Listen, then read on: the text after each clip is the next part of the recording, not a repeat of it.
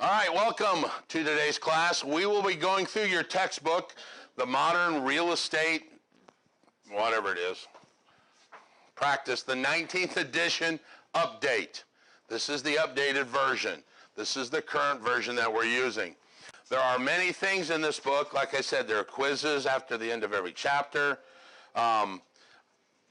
Helpful notes. Listen to me, then read afterward. Don't read ahead of me, because some chapters I will actually move stuff around to make a more logical order, and there are some stuff that I know is not on the exam that I may just leave off, and there are some confusing stuff, all right?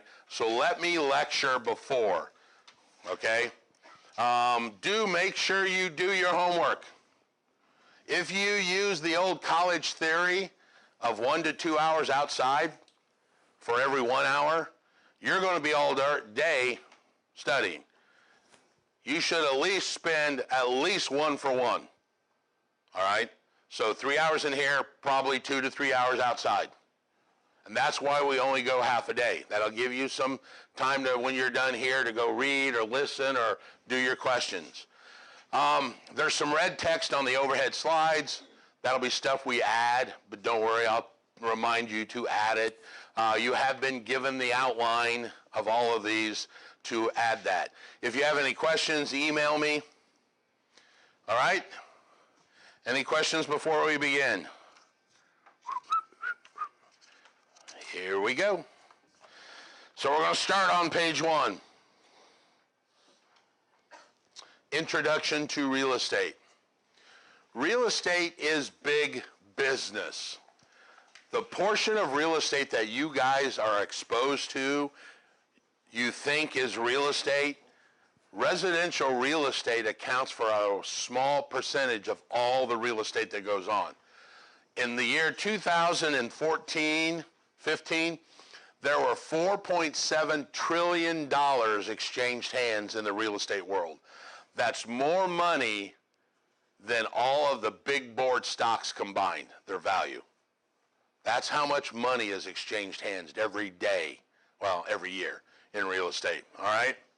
There are many different trained professionals like commercial agents, there's real estate attorneys, there's appraisers, all kinds of stuff that are involved. So there are specific knowledge that you guys are going to talk about. We are going to deal with brokerage, and we'll get into that. We're going to talk about the different careers today that can be inside of real estate. We're going to talk about the different people that are involved and some of the organizations that you might deal with, okay? We're going to talk about supply and demand. We're going to talk about all the Econ 101 that you guys hated in high school. We're going to go through it today. We're going to deal with owner-occupied and investors. Talk about investors. I know there's several people in here that said they wanted to get into investing. We will deal with the investing portion of this as well. All right? So on page 2 are all the different careers that are involved in real estate. Let's go through them and talk about it. The first one is the one you will be involved with. It is called brokerage. Brokerage is the bringing together of a buyer and a seller. That is it. Pawnbrokers, boat brokers, drug brokers, real estate brokers, that is all the same job. We introduce a ready, willing, and able buyer to a seller. That is our job as a brokerage house. All right? Question? Oh, yeah, the books are yours to write in. The notes are yours to write in, whatever you want to write in. It's all yours. Highlight and write. All right? So brokerage is nothing more than bringing together buyers and sellers to the table. Now, can I get paid on a deal that doesn't close?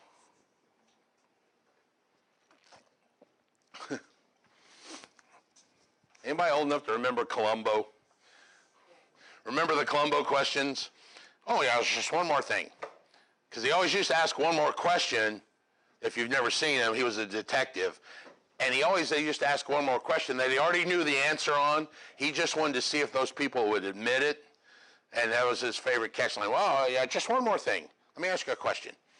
And you knew it was never the obvious answer because he wouldn't be asking the question. So based on that knowledge, let me ask you, can I get paid on a closing that doesn't close?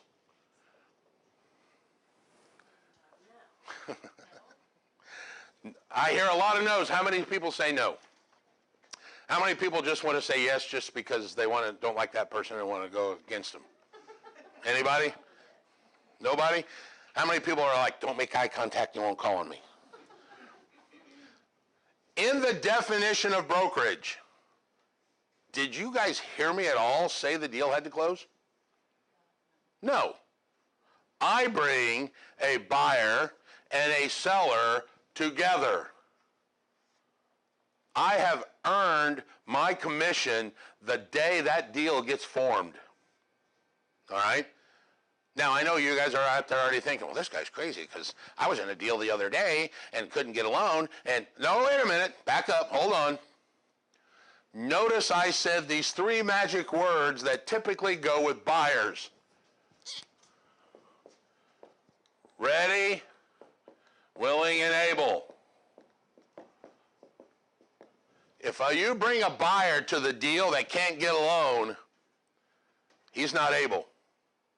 He's not a buyer. You brought a wannabe. All right? And there are four types of buyers out there. First-time home buyers, experienced buyers, wannabe buyers, and thieves. All right? And you guys will know what I mean when you get into this business. There are people out there that are like, I don't care what's listed at, I'm going to pay 20% below that. They're called a thief. We deal with them all the time. All right? If somebody can't get a loan, they are technically not a buyer. That's not what I'm talking about. What I'm talking about is you get a buyer that makes an offer and a seller accepts it and then wakes up one morning and says, I don't like the color purple, I'm not buying today. Too bad. I get paid on that commission. I have been paid at least 10 times in my career on deals that didn't close. All right?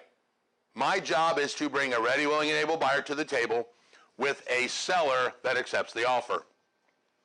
I got paid on one, my client. He bought several condos. He was buying like 19 of them. Wildcat Run, anybody ever heard of it? He bought like 19 of those condos because he was going to rent them out. The day of the closing, we're sitting at the closing table, and he like, yeah, hey, dude, I screwed up. I forgot to figure in the monthly condo association fee times 19. That puts this deal upside down. I can't do this deal. I'd be losing money every month. So he literally looked at across the table to Greg Gunstra and said, keep my $10,000 earnest money. And he looked at me and said, how much was you going to make? I said, about $9,000, Dale. He's like, would you take $7,500 right now? Certainly. Wrote me a personal check for $7,500, wrote it to the company. I'm the broker. I can do that. We'll get all into that. Said, thank you very much. Closed his briefcase and got up and walked away. Because it was much cheaper for him in that particular case. All right? There are deals that will happen. And we'll get into this thing called specific performance and the failure to and how you can bring lawsuits against people. It happens. I have been paid 9 or 10 times on deals that didn't close because a broker only brings buyers and sellers together. Once the deal is formed, I'm out. I might not collect my money to the day we close, but the day they form the purchase agreement, I have earned my commission. Hint, hint, hint, hint. The day the contract gets formed, I have earned my commission. I might not collect it for 45 more days till we close, hence the word settlement, and we settle up, but I earned it way back here. Okay? That's what a broker does. I bring buyers and sellers together. We are often seen as the linchpin in this group of people because that seems to be the common name that most persons understand is a broker.